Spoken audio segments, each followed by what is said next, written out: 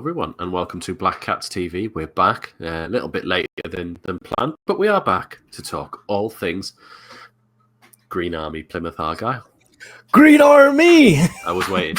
You okay, Mike, over there? I'm thinking, no, I'm not doing No, the right way. wrong way. That way, yeah. Oh, it's because we've swapped sides, that's why. Yeah, you're there. yeah, that's why. I'll get it one day. Yeah, I'm all good, all good. Disappointed. Yes, I think that's the proper way of describing it. Obviously, people will know we didn't do a commentary on you didn't do a commentary on Saturday. We were both otherwise engaged, so we couldn't do it. We left it on though, so you could still talk in the chat room, just in case we didn't make a mistake or anything like that and leave it. So don't make mistakes. That's fine. But it felt same old by the end, wouldn't you say? I hate to say I felt it coming because I feel like Plymouth's a bit of a bogey team. And it's every time we play a bottom of the division team where we think we should walk over it and I'll predict like a 5-0 or a 6-0. That's when we get absolutely goosed. Yeah. So and it feels like, I think a lot of people are being harsh with it, genuinely. Yeah. And I don't think we did a lot wrong. I think they played a lot better than they usually would. We just didn't convert the chances. We were just unlucky with the chances. Yeah. It's, we found a little graph on X, if you want to throw that up at the minute, of our momentum from the game, which can clearly show, it's the black one, image. There you go. Clearly shows the momentum in the spots in the game where you can clearly see, like you were saying, first half, hello there, that we were really pushing forward at the beginning. And a quick spell after half time where we thought, right, just nick one here and we'll get the lead and then we'll be all right. And it just didn't ride out like that, did it? It just sort of felt like, they only had 4 spells of a little bit of a threat, and one of those was probably that shot from a terrible Patterson kick out in the first half. I feel like the very end of that graph as well is very common Sunderland. I feel like every game we have, whether it's against Burnley, Plymouth, Leeds, anyone, the last. No matter who it is and what the score is, the last 10 minutes we seem to be defending with our back. We seem to invite that pressure on all the time. And it invites things like this 90th minute goal. Yeah, it does. And we've had history of it as well. You're talking, Millwall away, Coventry at home. There's got to be others in there as well that have scored late on.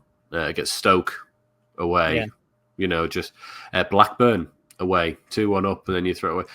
We're dropping so many points in the last bits of game. I think here's another little graph, from a friend of ours, Alt Ending, put it up on X about the sort of percentage of when we concede our most goals, and I think you could see by our lovely badge there, above 36%, we definitely concede most of our goals in the last 10 minutes of a game, which is not what you want when you're fighting for promotion. It's our fault. We genuinely, I don't know what they need to do. I don't know if it's a Labrie thing that he says, just defend, just stay back, just defend, or it's the players' mentality. But we just sit back. And as soon as you sit back, whether you're 2-0 down or 2-0 up, as soon as you sit back, you're inviting pressure on. And that multitude of shots and runs and opportunities is going to create something.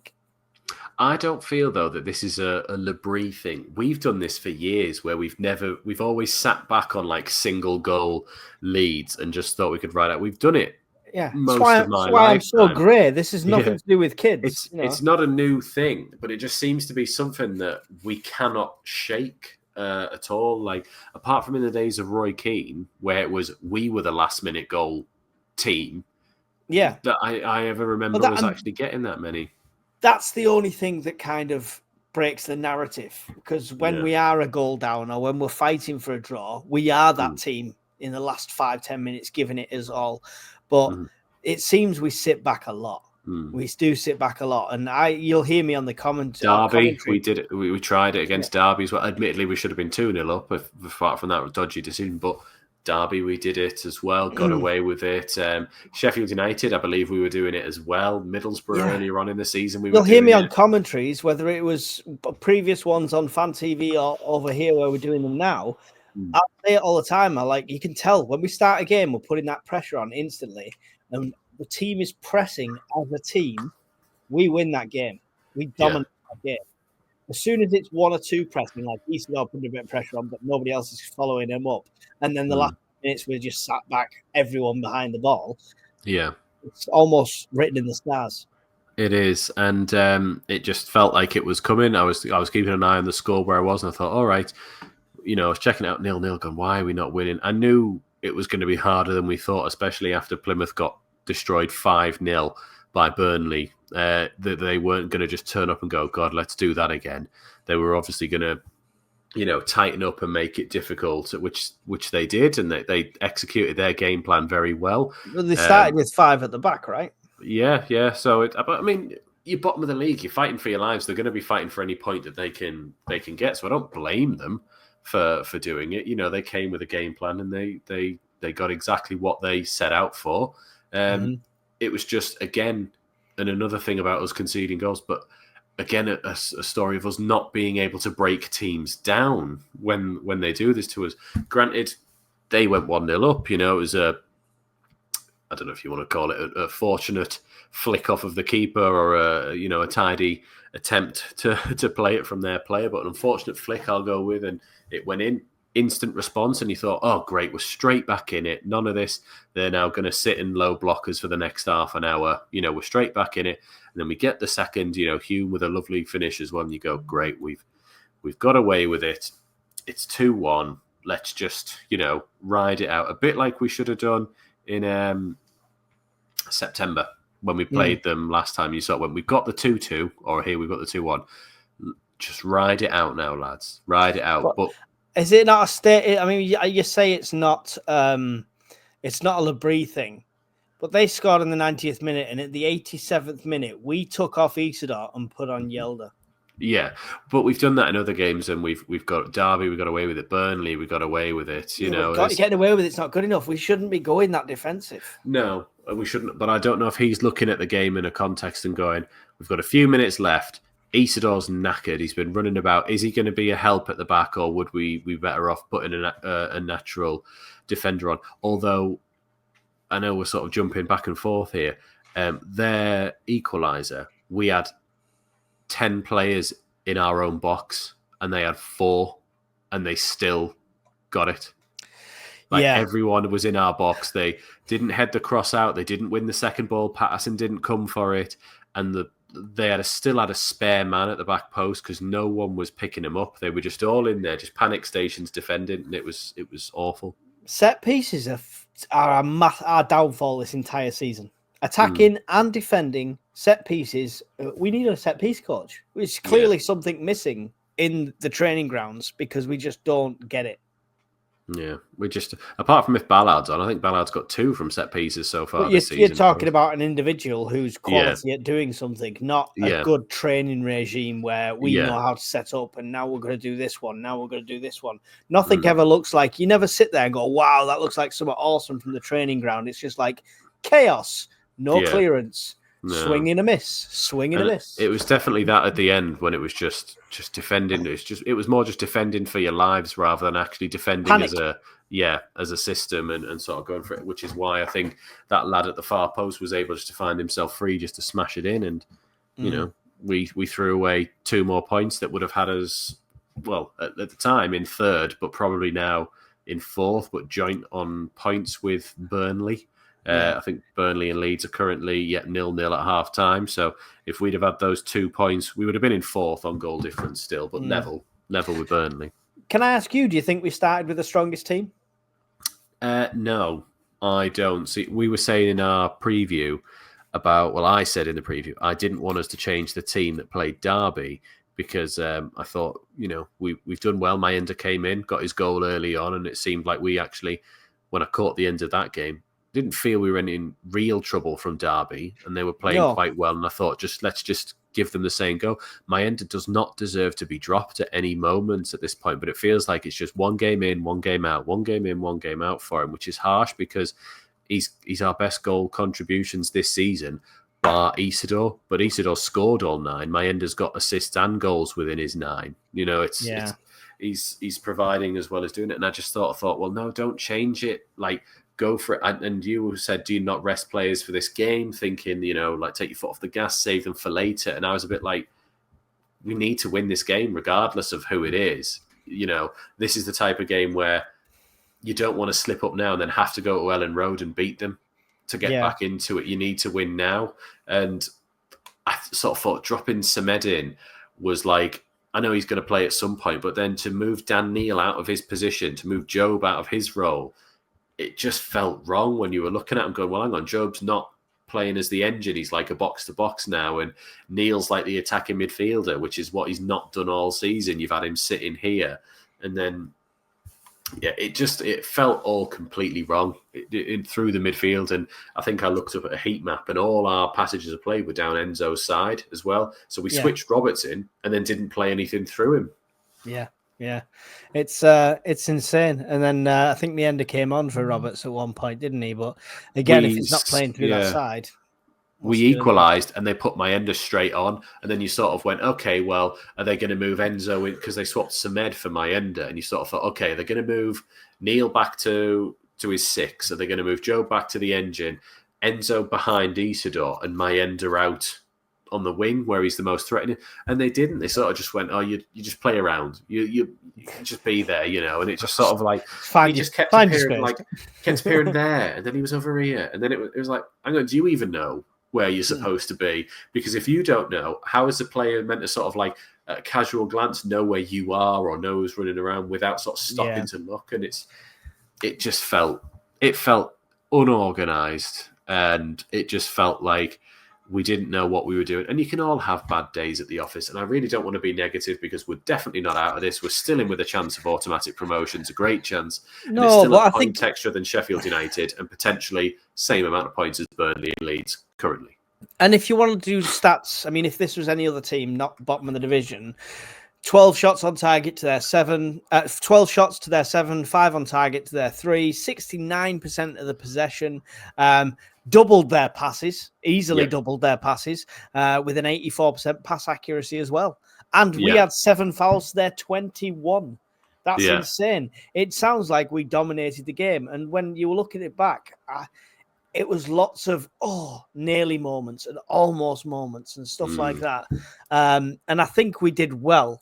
We just didn't convert, and it was just, I don't know, sloppy defending. It just felt like a really bad day at the office for everybody. It was a bad loss, but I don't think you can jump on the players' back. I don't think there's lots of people out there now saying, "Oh, that's terrible, that was terrible." And 1 point in a season from Plymouth, yet 4 points from Burnley.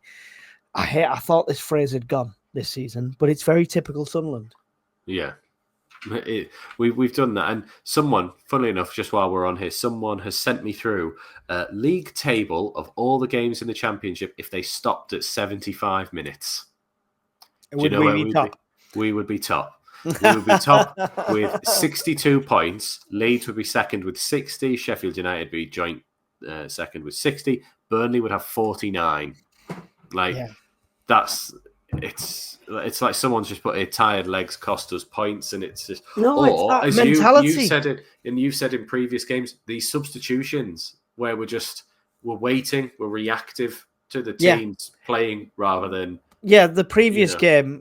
Who was it? Sorry, was it Burnley? Derby. Is it Derby? Sorry, when they'd done nearly 5 substitutions before we'd done 1, they've almost had a full fresh line change in midfield, and we're still running on fumes. Yeah. So there's something needs sorting there, and something needs sorting on the set pieces. I'm not going to jump on Labry's back. I think he's been our best manager we've had for a while. Mm-hmm. Maybe they're allowed to get things wrong. He's not perfect, Maybe at the end of the season, before we go into the Premier League and start the Premier League season, the backroom staff needs a bit of a boost. Needs not saying get rid of people. I'm saying hire a set piece specialist, hire a tactical specialist, hire a defense. You know what I mean? Just maybe a boost. I still come back to, I think we need another striker. I mean, Isidor's got 9, 10 if you count Derby, which is obviously very good return for him. But you're sitting there going, I think he needs to be on like 15 to 20. Really, we need somebody else who's going to contribute those goals for him, or contribute goals with him, should I say? Because in other games, we need to be further ahead. If we can't hold on at the end, we need to make sure that at the beginning we're blitzing teams and just sort of getting 1 or 2 ahead of them before they even have a chance to do anything. Look at the pressure. Look at the momentum we had in that first half and the start of the second half. Yeah. If we could finish, we'd be 5-0 up and they wouldn't have any momentum because the heads will have gone. Yeah. As simple as that.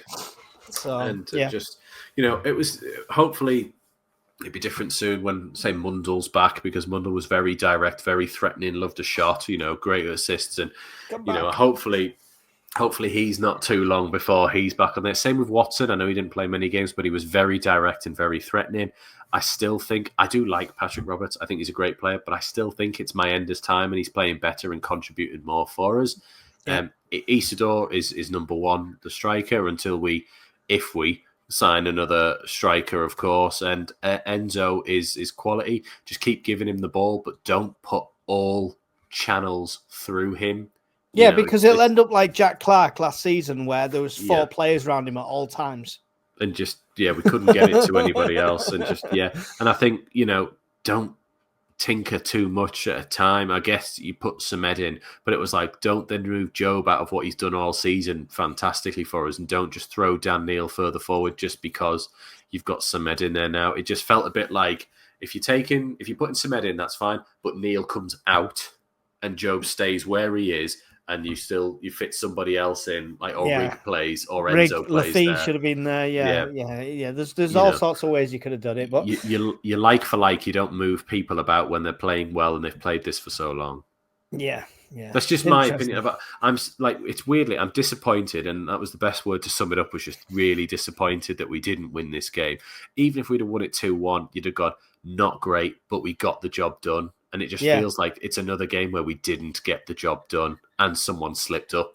And it felt like a morale opportunity to me as well. This could have been 4-5-0. This could have been the one that gets you back on that, because you need a big win. When you get a big win like that, it really does boost the whole team. So and positive. Unbeaten since December 29th. So we've had nearly a full month again where we're unbeaten. I know Cup doesn't count, but you're sitting in there going, there's 2 games in that we should have won. Burnley and then this one. And you're sitting there going, we would have been perfect throughout that stint. If it wasn't such a difficult league this season and so competitive for them automatic promotion slots, we'd be more than happy the fact that we've been undefeated compared to what we've had in the past under Beale and under Dodds and under, God knows. It seems like we're doing a lot better, but because we're doing better, we demand more, right? Yeah, and I think, like, I always remember when we came back into the Championship, everyone was going, so what's the expectations? And I was like, oh, well, stay in the division, maybe mid-table. And people go, no, playoffs. And it was just that instant thing of like, we need to be better than this. Like, we've sat for 4 years languishing in this league. We're not willing to accept, you come up and you're just slightly better. You press on and you go for it. And it's so happy that we're much better than last season. Fantastically better than last season. Well, I mean, that comes with who we are, because players that sign, players that consider signing, it's not just a fan thing. We're a big club. We've got massive facilities, a massive stadium, a massive following, a loyal following, sell out every single away allocation. We're a big club and we don't deserve lower leagues. That's why I think people want to go straight up and up and up. Yeah, exactly. And I don't know, still really disappointed. But we've got the chance to. It's Trey Hume for me. Trey Hume has to be. Goal assist. There wasn't many that it could have been, which is weird. Do you remember earlier on in the season where we couldn't pick them out, because there was so many of them? I think probably one of the first games where we've gone, actually, you stood out. just completely stood out amongst the rest, and goal and an assist, and just generally didn't put it right. Interesting, because at the Burnley game, we were saying, God, he's getting bullied, he's misplaced passes, he's not quite doing it, And then this game, just completely cool, calm, collected throughout. He should be on penalties, as our short says, because he's got a right finish on him. Mm-hmm. Well, I think I saw an article saying Isidore said he's not taking penalties ever again. Oh, right. Well, that's fair enough. Question for you. Okay. And for the people watching. Yeah.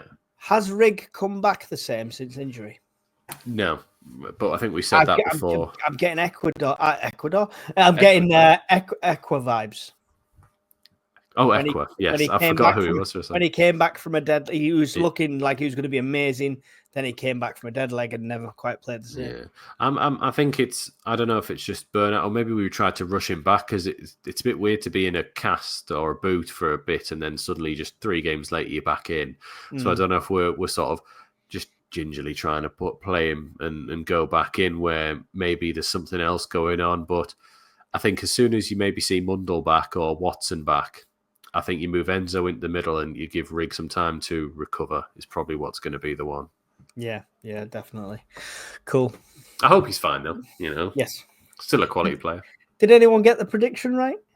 I really don't think they did. We've still got 0 points on our board. Yeah. End of the season. I was sitting we're going to just have to have all the merch for ourselves because I had 3-1 and I was sitting there at 2-1 going, here we go. This is it. It's coming in. This is the one. And then when I looked up and it had been another goal, I was a bit like, right, okay. That's not quite what I was thinking there, but let me just have a quick look through the comments on here. What did we have? Someone said 2-1 Sunderland wins. They were very close, that one there.